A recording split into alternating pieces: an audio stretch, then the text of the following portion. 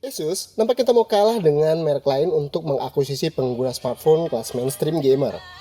Setelah Zenfone Max Pro M1 meluncur untuk membuka celah, kali ini Asus memperkuat dominasinya dengan merilis Zenfone Max Pro M2.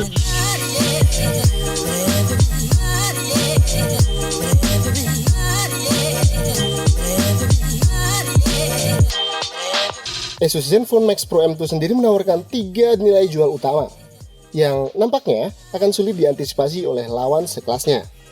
Penggunaan SoC Snapdragon 660 memungkinkan Asus memaksimalkan banyak fitur, termasuk memasukkan modul kamera Sony Exmor 485 terbaru. Kita akan bahas di sesi kamera.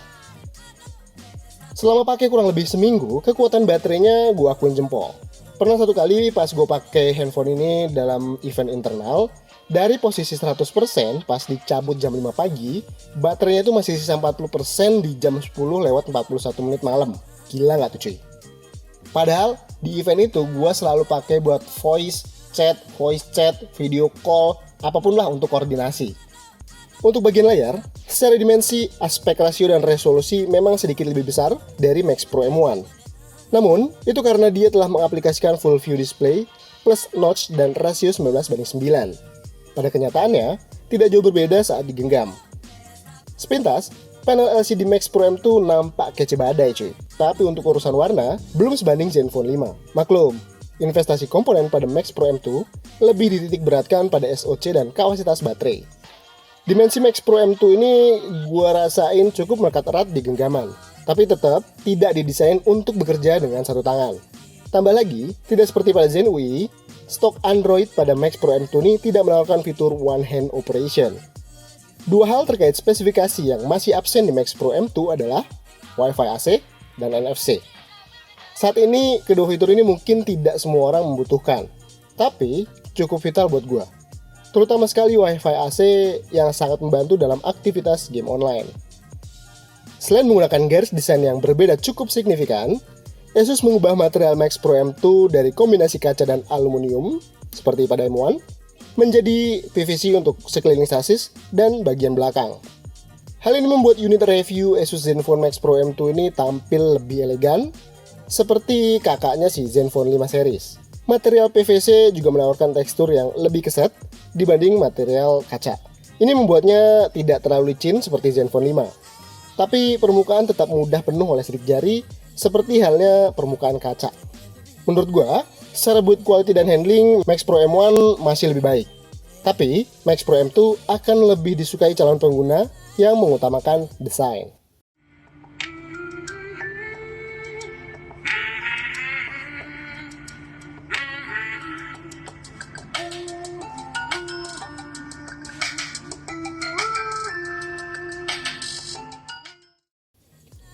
Posisi lubang headphone juga dipindah ke bawah pada Max Pro M2 ini, mengikuti jejak seri Zenfone 5 ZE620KL. Lebih user-friendly untuk yang sering menggunakan headset dan menyimpannya di saku celana. Sejajar dengan lubang headphone, terdapat charging port sekaligus antar muka perpindahan data yang masih mengandalkan micro USB. Dilihat dari sejarahnya, Zenfone Max Pro M2 merupakan keluarga Zenfone Max pertama yang mendapat perbaikan masif di sisi kamera.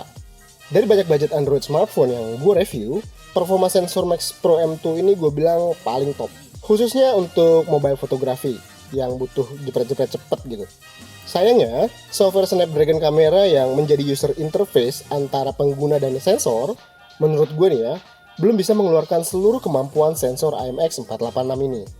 Untuk foto menggunakan sensor utama di belakang, ada 5 preset yang tersedia: Auto, Pro, HDR, Sport, dan Night Mode.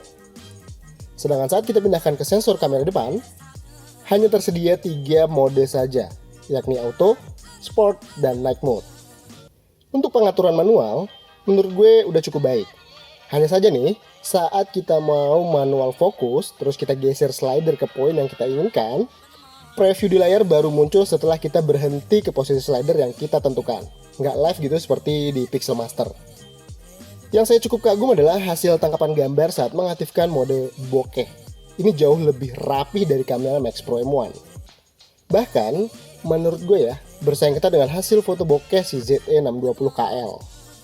Pengaturan timer tidak sesimpel Pixel Master bawaan Zen UI. lo harus lebih dulu mengaktifkan mode timer di setting sebelum bisa mengambil foto dalam tenggang waktu yang lo inginkan.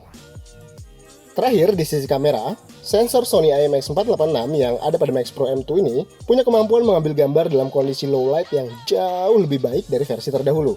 Noise tetap ada, tapi tergolong minim lah, dan masih bisa dibilang tajam untuk ukuran kamera smartphone. Kekuatan flashlightnya masuk kategori rata-rata, nggak bisa dibilang kuat, tapi nggak bisa dibilang lemah juga. Sekedar informasi, untuk kamu yang kurang puas dengan hasil foto Snapdragon kamera ini, bisa mencoba mode HDR pada Google Camera yang juga tersedia untuk versi Max Pro M2. SoC Snapdragon 660 IE merupakan salah satu chip LPP 14nm 8 core berbasis Cortex A73 dan Cortex A53. Tes benchmark sintetis yang gue lakuin menghasilkan kesimpulan bahwa performa komputasi rata-rata Snapdragon 660 tidak jauh berbeda dengan Snapdragon 636. Kurang lebih betternya hanya 5%. Beda banget dengan performa Adreno 512 versus Adreno 509 pada Snapdragon 636. Bedanya sampai 20% lebih men. Bahkan 30% pada AnTuTu GPU score. Jelas, smartphone ini menjanjikan performa gaming yang lebih masif dibanding Snapdragon 636. Konsistensi kinerja SoC pastinya sangat tergantung pada keadaan temperatur. Selama pengujian, gue melihat sistem pendingin pada Zenfone Max Pro M2 ini cukup menjanjikan. Terbukti, bikin gue tenggelam main PUBG Mobile karena gak gue rasain device ini jadi panas di genggaman. Asus meng-highlight hal ini karena memang mentargetkan pengguna gamer yang mencari performa sekaligus efisiensi.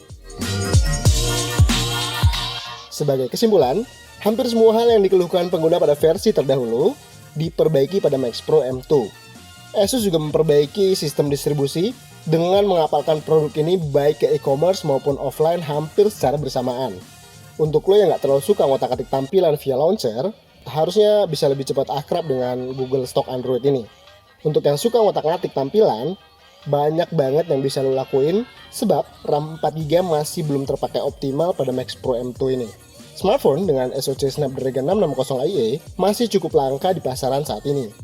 Dan dengan pricing yang menurut gue cukup baik, smartphone ini wajib lo masukin jadi salah satu inceran di rentang harga 2 jutaan. Poin uniknya, menurut Skygrid Media, harga per spesifikasi adalah poin paling unik pada Zenfone Max Pro M2 ini.